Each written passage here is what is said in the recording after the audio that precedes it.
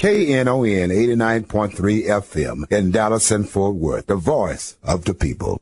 Business owners, tell KNON's listeners about your business. You can put your business or event on KNON. KNON currently has space available to run announcements for you.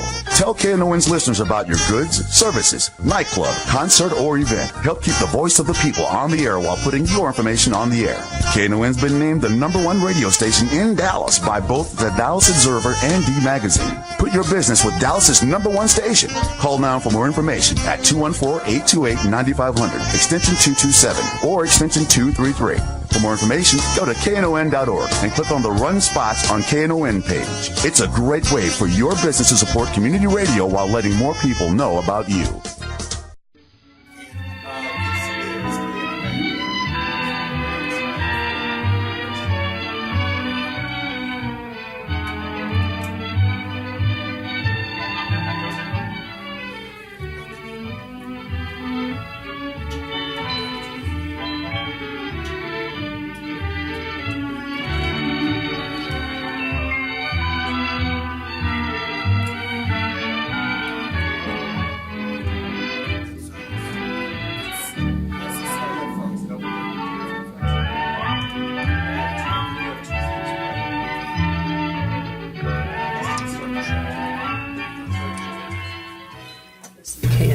And good afternoon, and welcome to Lambda Weekly. I'm Dave Taffet, and this is Lambda Weekly, the oldest, longest-running gay and lesbian and transgender radio show in the world.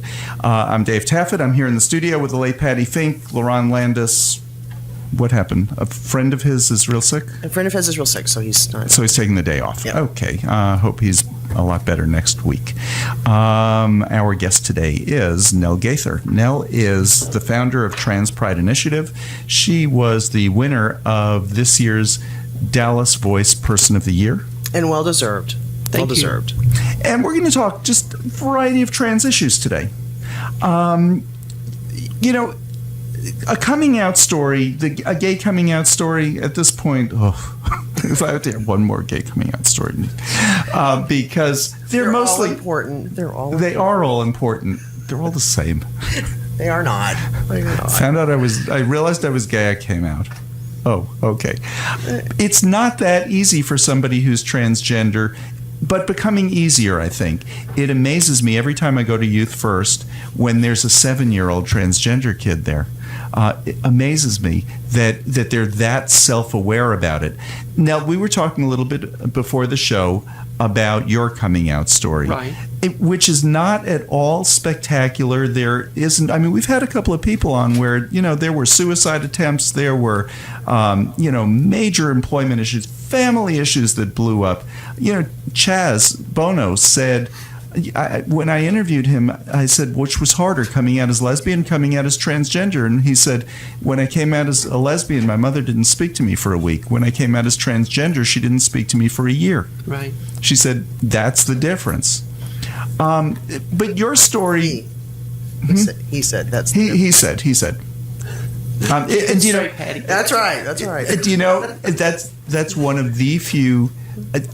I identify the person generally from the way I knew him or her, and Chastity was on our show. And that's one of the problems because people get ingrained in that, how they get an image of somebody and they react to that image without thinking about it. And a lot of times we don't change that image, and so we continue with pronouns that are inappropriate. I have a friend who lives in California. Her name is Jackie.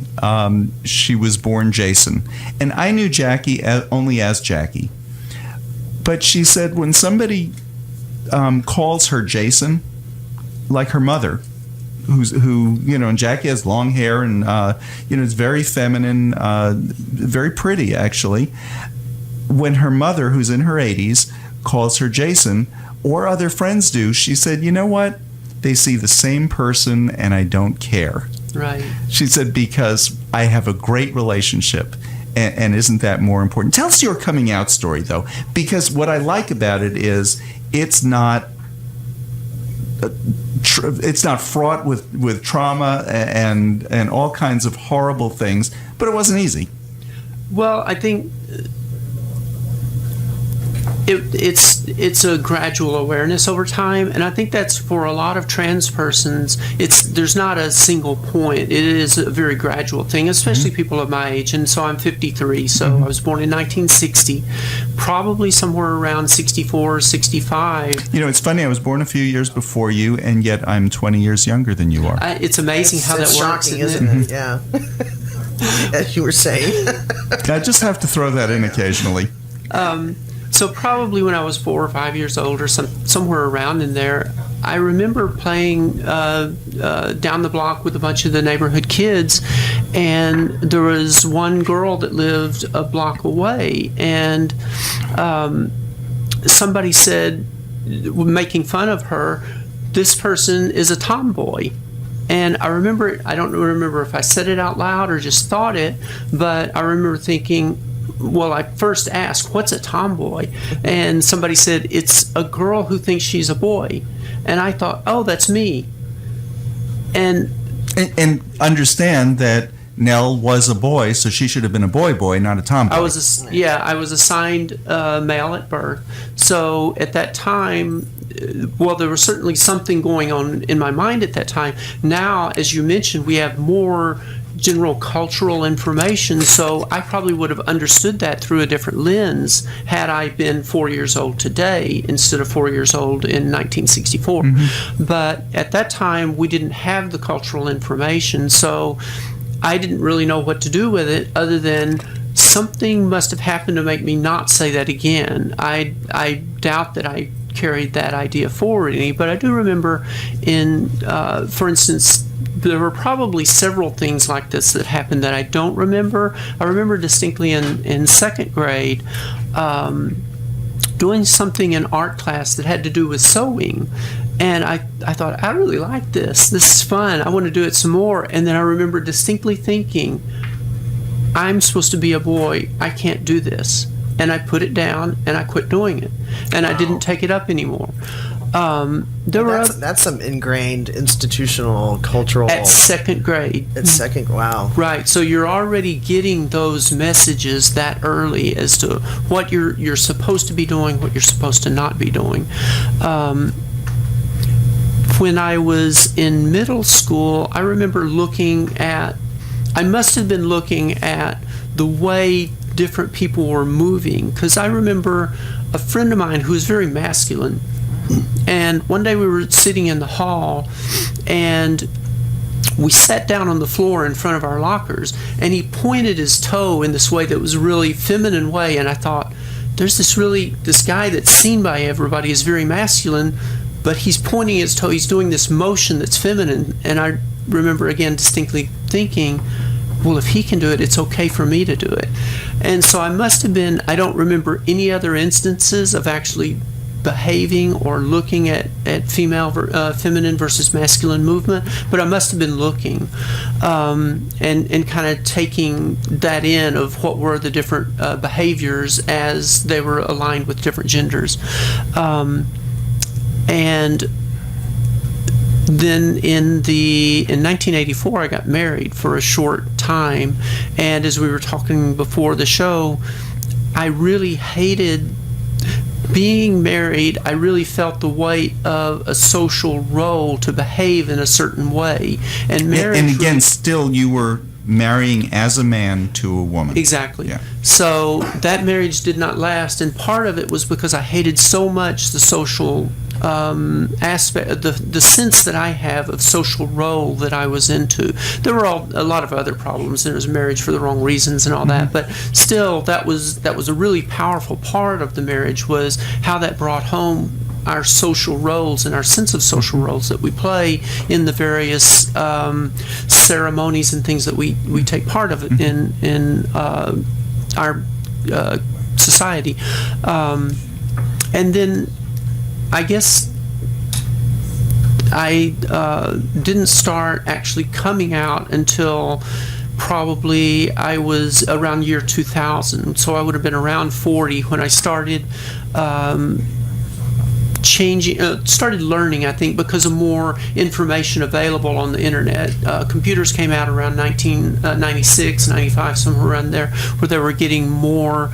There was more availability of personal computers. It's when we went from just having AOL and Prodigy to the real internet, and anybody could post things, and that's where information was available. I wasn't active on that, but I think there was just a cultural knowledge that was expanding with that information base that was available, and but it was through the internet that I first started getting information about transgender persons and started thinking about going back to earlier years and my earlier sense of self, and started, a word that we use is emerging, so that I started emerging, my trans self started emerging. Oh, that's interesting. Whereas a gay person comes out, and I've been using the word coming out as trans, but you would emerge as trans. Well, there's a somebody out in California, her name's Arlene Lev, and she's written a book called Transgender Emergence. And in her practice, she's a counselor and therapist. In her practice, she doesn't talk about it as coming out. She talks about stages of emergence, where you start understanding your identity, and then you start taking various steps to emerge. And I like that term. One thing that a lot of trans people find when they emerge, and I think this is true of gay and lesbian people too, is there's a really intense feeling of liberation when you start discovering that. And so as you're emerging, as that true self is coming out, you're really finding yourself, and you get a real sense of liberation of being able to express what you never could before. Right. Huh. I think it's really kind of interesting, too, from a perspective of just self-identity, is that I think emerging is such a great term, because there's this sort of elation when you begin to connect what it is that you've been dealing with all of your life. And you finally get that kind of answer, and there's an elation, and then there's like that, oh crap moment, because you realize what that means in society. So if I self-identify as this, then I'm so glad I found an answer, but wow, what an answer. Right. Now I've got to deal with this because I self-identify this way, and that's rough. And we have those terms like transition and things like that, and those are kind of like switch on-off terms. And I don't know, I'm uncomfortable with that term transition, because it is more of it's broader than that, and not everybody perceives gender as an on-off switch. You flip the light switch up and you're male, flip it down and you're female. Oh, I see. So some people are combinations, some people are don't identify with either gender, and so that word transition kind of puts a binormative spin on it, where it's really looking at encasing our perspective into either male or female. I want to make that simple. You're talking about transition usually refers to going from male to female or female to male. Right. And not everybody completely does that. Well, and that's why a concept like emerging is better, is you're not couching it in that terms of binary normative or dimorphism, where you've got one body type and another body type. As opposed to coming out, which implies you're either in the closet and you're not telling anybody, or you're out. Right. And actually, there are different stages. You can be out at work, you can be out to your family. Right. So it's absolutely true. So there are, that's a good word. Okay, so around 2000, there was a lot more information available. Right. There was a new company called Google. Changed the way we live. I remember that. Is. And I remember in the late 90s, there were a lot of information that you could get on the web, because a lot of people weren't up on the web. They didn't have websites. They weren't sharing and stuff. Were universities. And I found it fascinating that when I did do a search of some kind back in the very primitive days in the 90s, that most of the hits were coming back as universities and colleges and academia, which I found fascinating. That's where I wanted my information. Right. It's a great thing. It was reliable. Right. So, absolutely. So information was available, but around that time, there started to be some role models available. When I came out, I remember my first role model, the first famous gay person I met, Dave Kopay, the football player. And I knew nothing about football. I didn't. And still don't. I still don't. Well, there's more to it than that, and don't care. But I knew nothing about football. I couldn't have told you what team he played for. When he came to my college and spoke, because he had just written his book, wow, here's this person who had a high-profile job. He wrote a book, and now he's at my school. And after he spoke, he talked to me. What a difference that made. Kids now, it's like, oh yeah, there's Ellen. Oh yeah, Will and Grace. There's, or Will and Grace, that's old news, really. It's like a Nick at Night now, I think. Will and Grace. But long time ago. But there was all this. There are lots of famous people that are out. It's not difficult. I can think of 2 famous trans people before 1990, maybe. Christine Jorgensen, and the other one, because my mother knew him, Renee Richards, who was a dentist in our area who came out. Right. Her. Yes.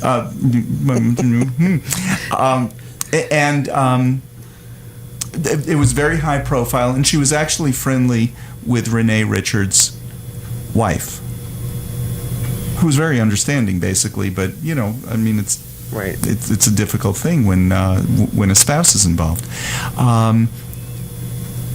But that's it.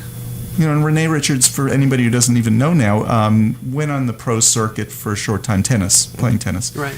And it became very well known, mostly because she was transgender, and it was controversial. Can she play on the women's circuit? But there are lots of trans people out now who are prominent. How did that affect you, knowing that there were, knowing people, being able to talk to somebody? And initially, I knew of who Renee Richards and Christine Jorgensen were, but they were, like we were talking about before, they were kind of media creations, and I didn't really see them, I think, as real people. And so I don't really know that I looked at role models like that, but I did meet some local people who were trans and just had interaction and social support. I think the importance for trans persons, a lot of times at that time in society when it was just starting to break out, was simply knowing that there are other real people near you who are like you.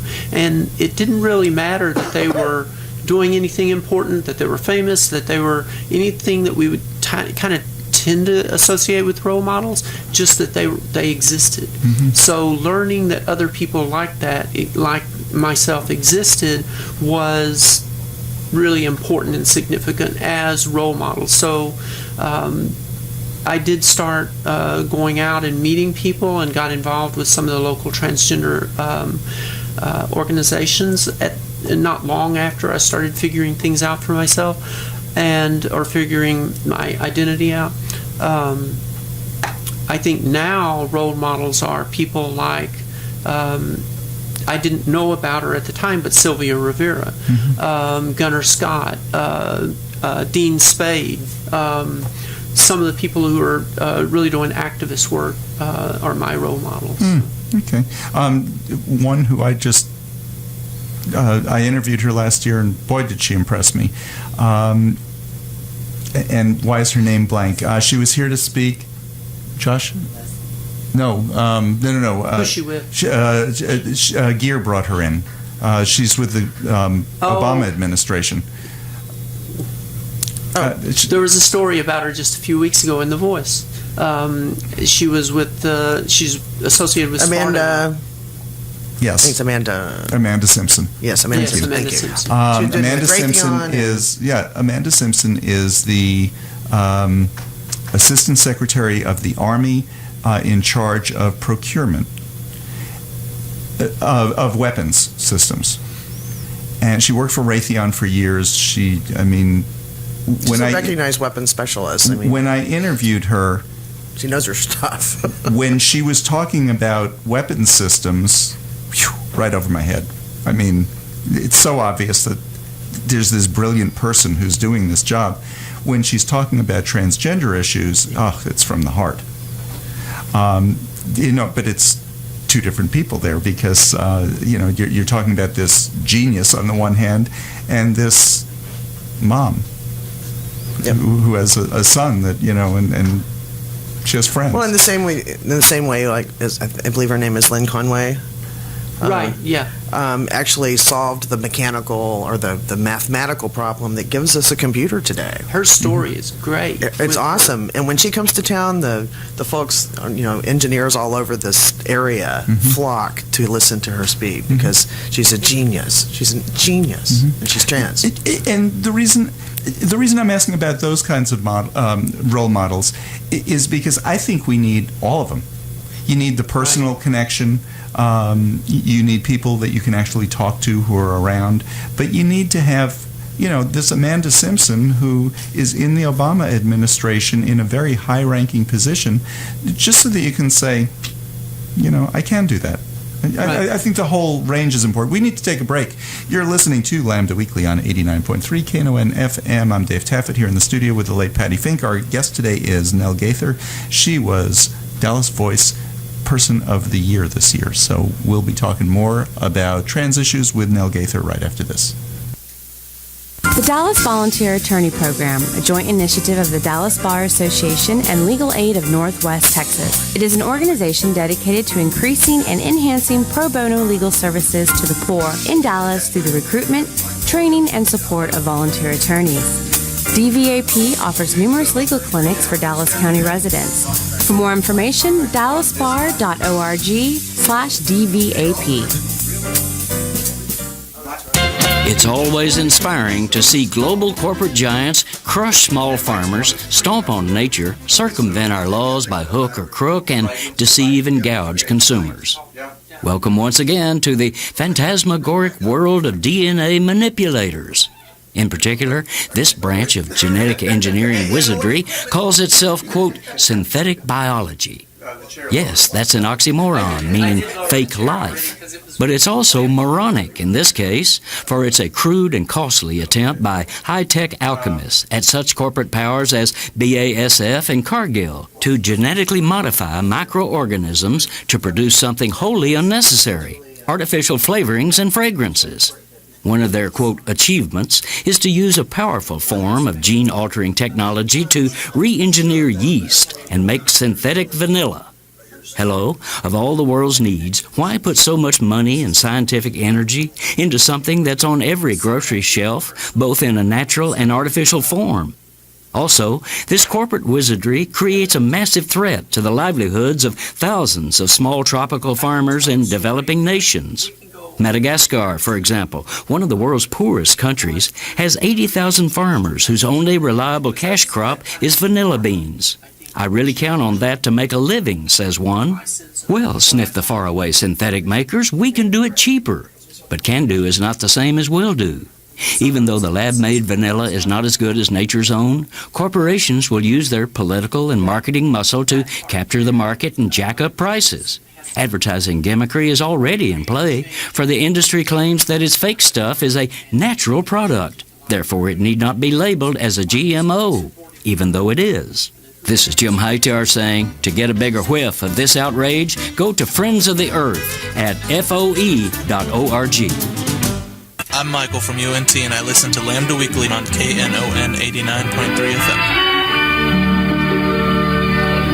And welcome back to Lambda Weekly. I'm Dave Taffet here in the studio with the late Patti Fink. Lerone will be back with us next week. Nell Gautgerm, who was Dallas Voice Person of the Year, is our guest today. We're talking about trans issues. Nell has been telling us, and we've been interrupting her, she's been telling her, I'm calling it her coming out story, but you're calling it your emergence story. I think that's a little bit more appropriate to a lot of trans experience. So 2000 was actually a landmark for you because that's when information was available on the internet for the first time. It's when there started to be role models available. It was when you really decided, okay, I'm going to look into this thing. Look into it is one step. You're female now. What were some of the other steps along the way? Well, for me, that aspect has been very gradual. Did you want to talk about the medical side? No, not necessarily, okay. Because, to me, whether or not the person has had surgery... It's not just surgery, it would be surgery and hormones. And various other things that you go through on the medical side. But it's kind of that type of thing... It's kind of tangential. It's something that's important to the individual, but it's not necessarily important to your social role and who you are within our society. Right. So, but we were talking a little bit about the coming out and kind of advocacy and social roles and stuff. So if you'd like to go on further with that, I think when I was first involved in a couple of local groups, a lot of what we did was social support, because that's really very important in the community, because a lot of people do lose their family, some lose their houses, lose their friendships, lose their jobs.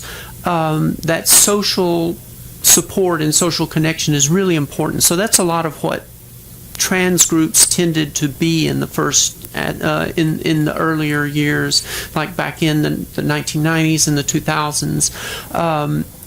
I was always kind of a little bit interested in, well, how do we address suicide issues? How do we address homelessness in the community and things like that? And we had enough to do just addressing the social aspect of it. Other people didn't want to take on those other things, and I was always interested in it, not enough of an advocate to actually take the steps, but I kind of wanted to suggest that we start looking at going there. It was the Creating Change in 2010 I got to go to. That was in Dallas. And that was in Dallas, right. So I was working at the Central Library, so it was just a few blocks from there. Every day I would take off from the library and go straight up there to be involved. I helped host the Trans Hospitality Room. And there was an event that happened there where we worked with a potential suicide. And I think the combination of, there's something about creating change that is just so invigorating and so inspiring that as soon as I walked into the hotel, it was like, wow, this is not what I expected. This is a lot better. And it was really an inspiring experience being there, I think. And for our listeners who don't know what Creating Change is, it's an annual conference sponsored by the Task Force. The National Gay and Lesbian Task Force, which is a very trans-supportive organization. Absolutely. And they're very grassroots-oriented and they're grassroots-focused. And this Creating Change, which is the annual conference, is a wonderful thing to attend. It's several days in a row. This year's going to be in Houston. In Houston. Right. It'll be in Houston. At the end of this month. At the end of January. January 29th through February 2nd. Well, font of information over here now. It's got the dates and everything. But it's a great way to go and meet other people and get information because they have breakout sessions that are just phenomenal. And it's meant to invigorate people and to inspire people to be better advocates and to start doing advocacy for the community. And to create change. Right, exactly. That's what it's all about. So in 2010, I got to go to that and to experience that. And I wasn't really out to anybody except myself and to this other, social support groups. But that Creating Change kind of inspired me to go ahead and take a step to come out at work. And what happened was we had at the library, it's a youth poetry contest. And the poetry form that you filled out had check boxes for male and female for your entry. And I just brought up the question. I was asked I did some website development, and I was reviewing the form for putting online.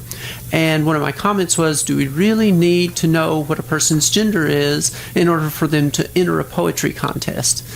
And my supervisor, who's normally very verbal, would talk all the time, he wrote back just a one-sentence comment to my suggestion and said, I'll forward the appropriate comments. And so I just thought, okay. And when I got the form to edit to put online, it still had the gender markers in there. So I thought, okay, I know which comments were not appropriate there.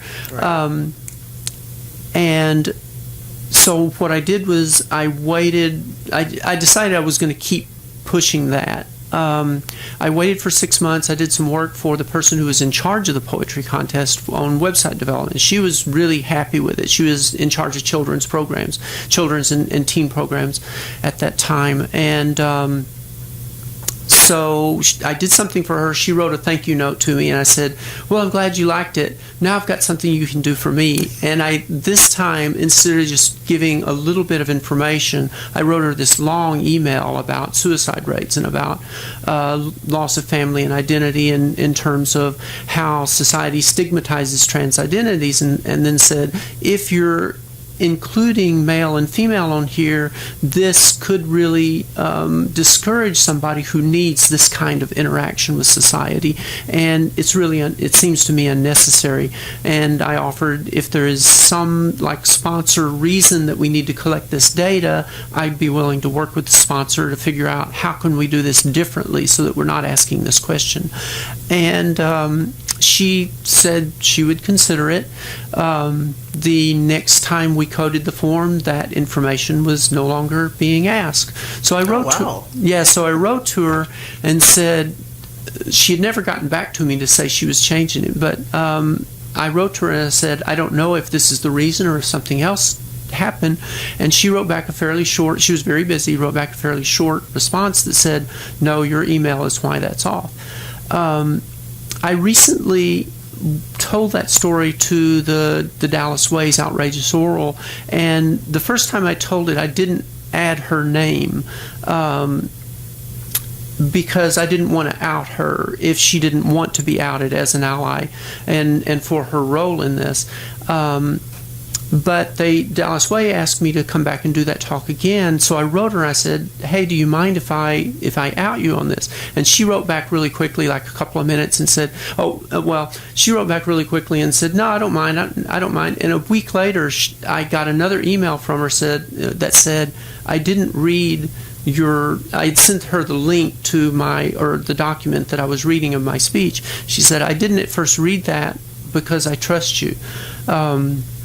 Now I've read it, and yes, you can out me. We will not include gender marker in any entry form that we don't have to. And yeah, you can certainly include my name." You know what? What I think is interesting. It is. It's a beautiful story. Well, and she's director of public libraries. I heard Nell give both of the Wait. orals. Yeah. Hang on. Say that again. Well, I just want to say she's currently the director of Dallas Public Libraries, Mary Jo Godice, so she's in charge of all library programs. That's and so awesome. That's so awesome. I heard Nell give this twice, and I realized, there are an awful lot of forms that have gender on it that it's just not relevant. Well, for example, here's one that always pisses me off, that you have to have a membership card to shop at Kroger. Otherwise, you pay higher prices. And I refuse to carry one. Every time I go to Kroger, and I live right down the street from Kroger, I get a new one, and it goes in the garbage. I refuse to carry one. But on the application for it, they need to know male or female. Why do they need to know if I'm male or female for me to buy bread from that store? Well, they're selling the information. I get it. Right. But this is part of structural stigma. We have these categorizations that we place people in, and even having the categorizations tend to give the opportunity for people with power to exercise that power. So this is something that we would like to address, is we don't need that on that, but even you think about it on a driver's license. Does a cop look at your F or M on your driver's license in order to be able to give you a ticket? No, they don't need that information. There's lots of different ways that we place these gender markers and other types of identifying information structurally within our system, and they're often unnecessary, but because they're there, we continue to do them. Mm-hmm. And there are some ideas that are just having that information in there allows people who have power to exercise power over that, because they're using those categories and divisions in order to Nell, exercise privilege. Because of your talk, I've started putting, whenever it's really not necessary, I put other. Good. It's not necessary. It's not necessary. Kroger does not need to know if I'm male or female for me to, to buy salad from that place. Even if you want to get down to it at the biological level, we're making assumptions even at a biological level there about what those mean, because a lot of people will say, well, you do need it for a doctor's office. Well, in certain areas you do need it for a doctor's office, but we tend to think of certain biological features as being associated with men and women. And one of them that's really basic is XX and XY. So XX chromosomes would be female and XY is male. But there are XY women who have had children. Mm-hmm. There's a lot of, even science is loaded with our cultural stereotypes. Mm-hmm. So, yeah. Well, and I find even in my field of work, which is healthcare software, I'm very happy that the HL7 organization, which is the healthcare layer that transmits electronic medical records. Right. They have 4 values for administrative sex, or administrative gender, and that's male, female, unknown, and other. Okay. And I'm very happy to say that there is a trend in the healthcare industry in software. In the IT side, to separate administrative, meaning legal, a legal representation of gender versus a clinical gender. And so, but there's still so much more work to do. Right, because other can be stigmatizing as well. Oh, absolutely, absolutely. And I want to be stigmatized at Kroger. Well, I'm sure they'd be happy to. Well, I want them to stop me from shopping there because they don't like my gender. It's just going to mess with their data. It's like, I hope so. Who buys bread and salad? Oh, no. I hope it does. I want to talk about a couple of other... Okay, you know what? Let's go back to your... not coming out, your emerging process. Creating change was one of those big, aha moments for you. Right, exactly. What else happened after that in the last 3 years? You left your job at the library. Right. That would have been in 2012, June of 2012. And why did you do that? Well, I've been involved in the transgender healthcare program for a while at the Nelson Thibodeau. Now it's called the Resource Center Nelson Thibodeau Clinic is the official name. We have a trans healthcare program that we have served patients in a 5-state area, but I've been involved in that so it's a very much needed thing. Even this is totally unfunded. We've always operated on zero budget on that. But I've been involved in that for about 4 years now. So at that time, a couple of years, I'd been involved in it. And I just kept seeing, and with interacting with different people who are accessing our services there, as well as other people in the community, and plus my own sense of what was needed, I wasn't seeing anybody addressing really issues like homelessness and more reaching out to healthcare providers to improve their cultural sensitivity. I wasn't seeing enough of that, so I really wanted to try and address that rather than the kind of social support type things. So I started, we incorporated Trans Pride Initiative in August of 2011, and I was hoping to kind of build it up before leaving the library, before leaving my job, but I really couldn't build relationships and put enough into it while still working full time. So I just decided, I'm going to go ahead and try it. force myself to do this full time, and I just went ahead and had 5 years with the city, so I was vested. That gives you a little bit advantage, money, I guess. yeah. And so I just went ahead and decided to go ahead and leave and do it full time. That's very brave to just set out and do that. Nell just shrugged. But that is brave to leave security and go to something that isn't the most popular thing in the world. No, that's the heart of activism. It's when you can't not do it, and when you just have to do it. You have to do it. And I think that's really an important perspective, is that you get to a point where you can't not do it. Mm-hmm. And it just projects you further into that trajectory, into activism. Well, and at first I thought I'll do it for a couple of years and see if I can make it work. I've been doing it for about 18 months now, and I don't want to not do this. I really want to figure out a way to keep doing it for 5 years, 6 years, whatever it takes. Possibly this will be what I'm doing the rest of my life. So we need to take a break. I want to talk after the break in our final segment a little bit about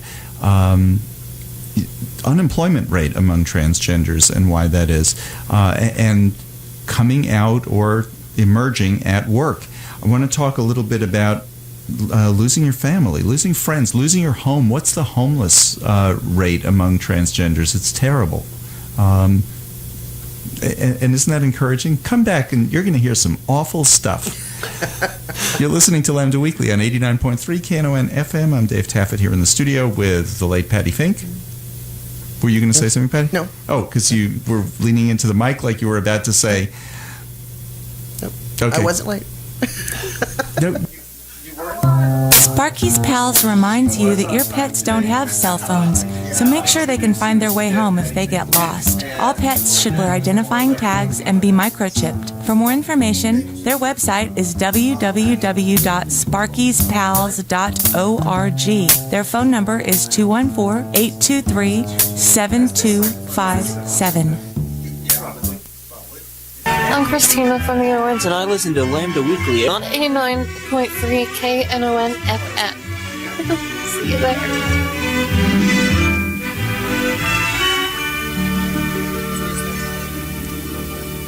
Absolutely. And welcome back to Lambda Weekly. I'm Dave Taffet here in the studio with late Patti Fink. Nell Gautgerm is our guest today. She is Dallas Voice Person of the Year. She is the person who started Trans Pride Initiative, which is a group that...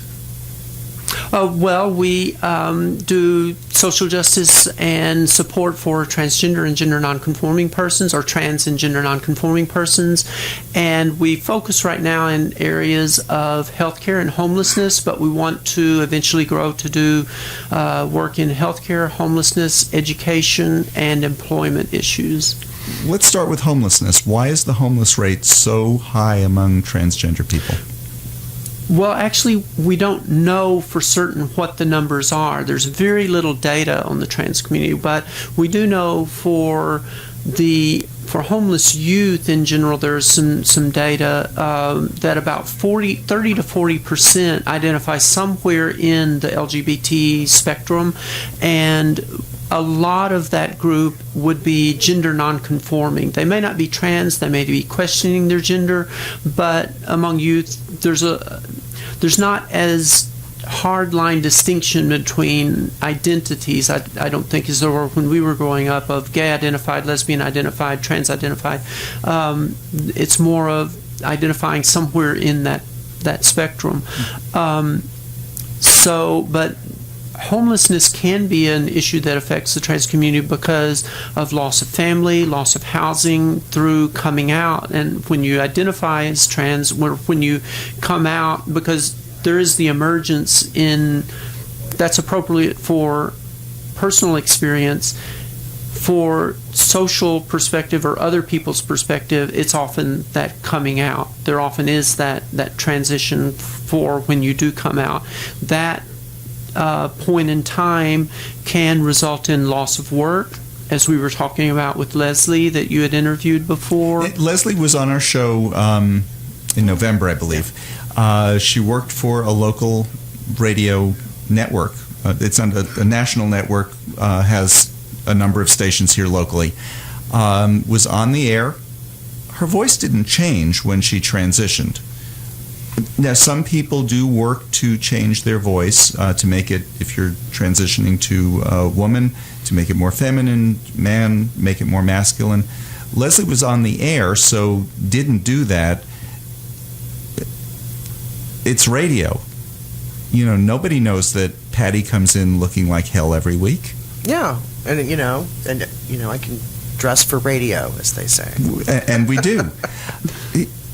Why do so many trans people lose their jobs?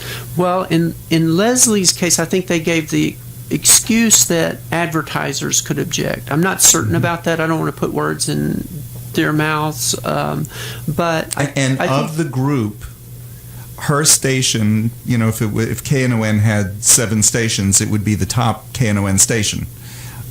So that's real interesting. Mm-hmm. Okay, what other excuses were there? Well, I think the real reason is going to be stigma. Mm-hmm. It's stigmatized to be trans, and so that allows people to take actions that are discriminatory or to justify actions that are discriminatory.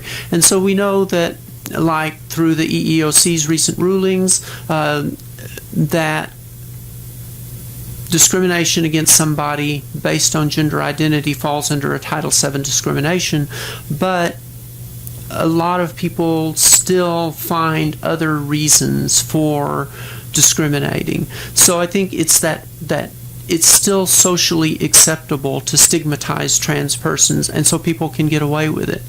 And I think that the stigma is rooted in lack of education. It's just ignorance. I think that's a big part of it, right? I think there is a lot of animus obviously involved, but I think it's animus that's almost like blind. It's just a kind of a mindless attachment they make to the stigma, because when you really talk about it with people, and we've done classes together out at the police academy and the fire and rescue academy and stuff. When you talk about it, and I like to say, everyone has a sexual orientation, everyone has a gender identity, everyone poops. Because most straight people, I think, don't realize they have a sexual orientation. Right. They have a gender identity. The biggest argument against ENDA is, why should we protect gay people? Why are we writing this law that protects everybody? Right. Because a gay person person has absolutely every right, if they own the company, to fire the straight person for no other reason than that person is straight, and ENDA would protect that person. Exactly.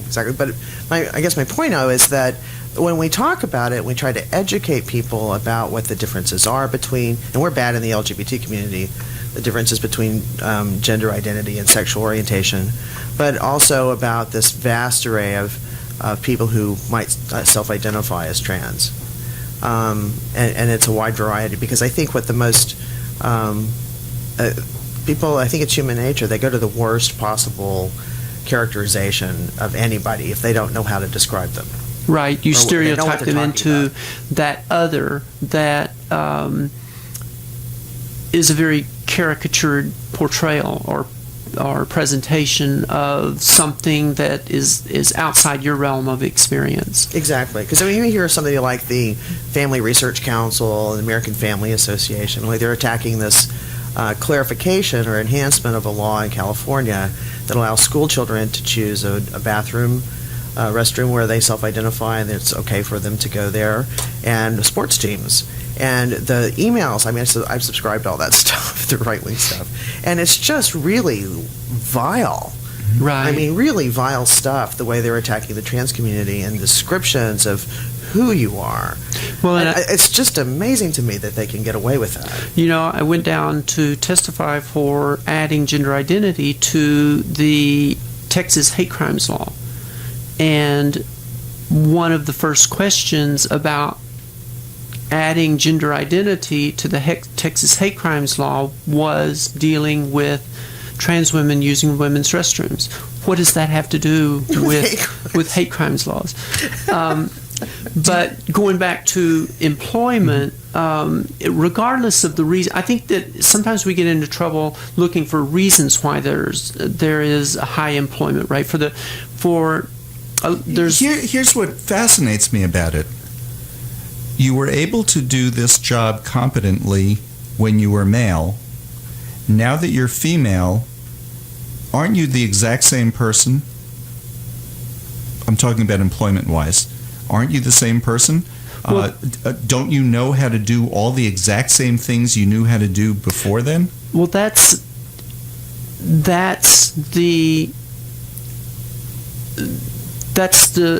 way of looking at it that we tend to want to say is, your job abilities, your job security should be based on your abilities and your capabilities, not on how you dress, not on your gender identity, not on whether you identify as a cisgender male or a cisgender female. None of that should play into whether you can do your job or not, whether you have the skills and the capabilities to do that job. The only difference between before and after is that after, once you've emerged, once you've transitioned, is that you actually have an extra year or two of experience at your job.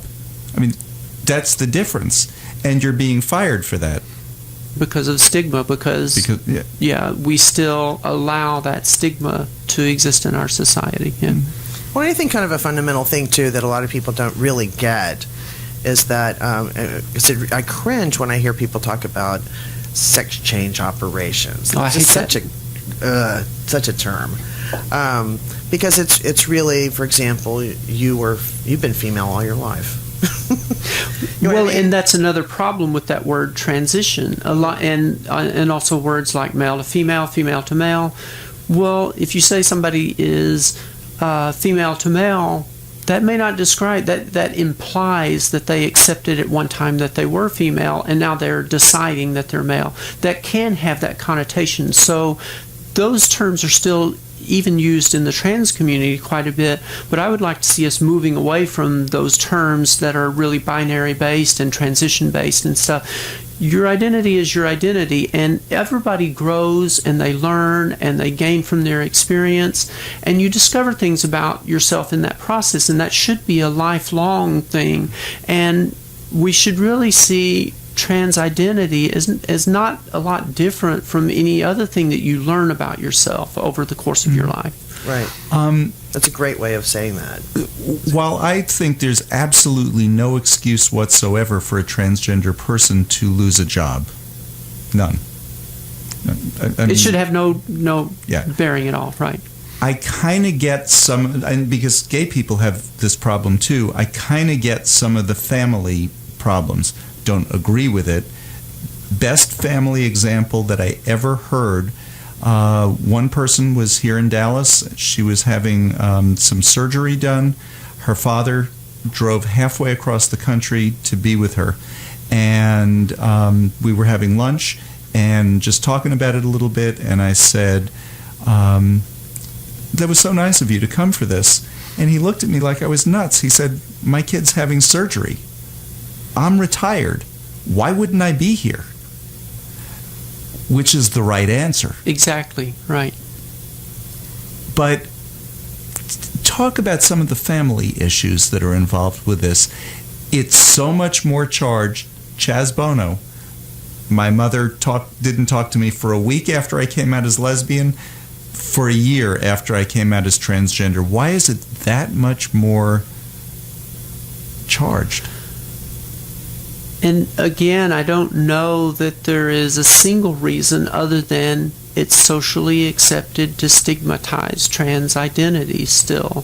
So, but that is a very common experience of trans persons is when you come out, if you're married, you expect to you expect to most likely lose your marriage. Mm-hmm. You expect that you may lose your children or at least have a very difficult time maintaining rights, and courts have shown over and over that they tend to take rights away from parents who are transgender. I know one person who's transgender who the court has ordered that she needs to visit her children, or when she has her children, she has to be male. Oh, that's insane. And that's absurd, yeah. That's just insane. By the way, it's here. That's a Dallas, I think it might be a Collin County ruling, but yeah. Right. I know one person, you said most people lose their marriage. that you kind of get, because if the spouse is straight, well, all of a sudden now they're married to somebody of the same sex. Right. So that makes sense. I know one person who has remained with his partner who has transitioned to the opposite sex. So he's gay. He had a male partner who transitioned to female, but they are still together. Right. How common is that? Well, it's not real common as far as I know, but again, I don't know that we have a lot of good data on that yet. Sometimes it happens. I would say that's less common than for that to follow with a divorce. Like with Chaz, Chaz stayed with his partner for a few months, and I get that. They care about each other. I get that, but then they drifted apart, they split up, whatever. Just from your experience, do you know other couples who've stayed together here after one of them emerged as transgender? Yes, and for various reasons. One, I didn't even know she was married, but she is a trans woman, and I just found out the other day that she does have a wife, and they have stayed together because they don't believe in divorce. Whatever happens, they will be married. Mm-hmm. So things like that happen. Other instances, I think we have different concepts on what relationships are, and so some people perceive relationships as having a very firm basis in biology. Some people see relationships as having a firm basis in identity. Some people see it as having a firm basis in simply the person. So it depends on what that relationship is built on. I do know one other one. Good point. The partner was bisexual. Right. And so she said, I don't care. Right. And and that's an honor. Okay, I want to do friends. That one I don't get. If you're somebody's friend, you're not having a sexual relationship with them. I get it when there's that, that relationship that, we're not breaking up because we're angry at each other. We're breaking up because it's not working. Friends, how do you not be friends all of a sudden because a person who is the exact same person they was before, just outwardly is going to appear differently? How are you not friends with that person anymore? Did you lose friends as a result of coming out? I don't think I really lost friends as a result of coming out. And even my best friend from when I was in 2nd grade through 6th grade, after I came out, I got in touch with him and we've gotten together. I don't have enough time to write emails. We're both really busy, but I gained a friend. Oh, that's a great story. So I think I have very liberal friends, and so it's not been a problem for me. But again, I think there's that aspect of stigma to where somebody who is friends with somebody, if you are supporting somebody, sometimes you take on part of that stigma. And so friends break off because they're uncomfortable with the association that their friendship brings stigma toward them as well. So I think we're seeing that's a good friend. Right. We're seeing a lot less stigmatizing. I guess we see a lot less stigma in the lesbian and gay. If somebody comes out as lesbian and gay now, it's become much more routine in our society for people. We're more used to it. But transgender, somebody coming out or somebody emerging as transgender, their friends still may feel that increase of stigma, and that may impact the friendship and comfort in the relationship. So we were talking a little earlier about the lack of data, the lack of counts. I mean, we know that's true in the gay and lesbian community, and it's certainly very true in the trans community. And so if we had more data, we could know a lot more, maybe grow in that area of knowledge. And excuse me, given that the Obama administration has been probably the most trans-friendly administration ever to exist in this country. By far. I mean, tremendous stuff, passports and Social Security Administration, so many things that the administration has done to support the trans community. But what do you see in the future looking down the road? Is there something you would like to see it done on the United States Census? What do you think could be an answer for collecting data? More money given in grants to local communities? I'm just trying to think down the road. What's a good need fulfilled in the future?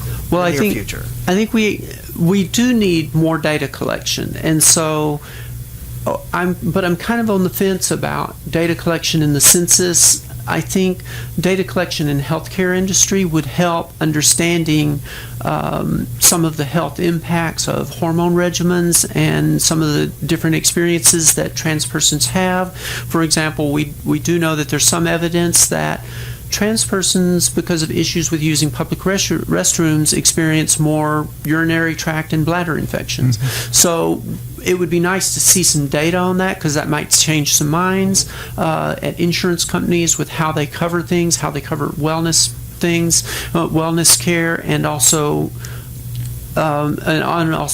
public perceptions of things like restroom use. One thing about the Affordable Care Act is that being transgender is no longer a pre-existing condition. Exactly, because I was actually turned down for insurance before that. And we need to go. Nell, thank you for being with us. The hour flew. Our guest was Nell Gautgerm. She is the founder of the Trans Pride Initiative and Dallas Voice Person of the Year. And come back. We've got so much more to talk about. Oh, we do. I have a list on this page that I haven't even gotten to. Patti Fink, we'll see you next week. And we'd like to thank Josh Manus, who ran the board, and Doc, who ran the cameras. And we'll be back with more Lambda Weekly next week.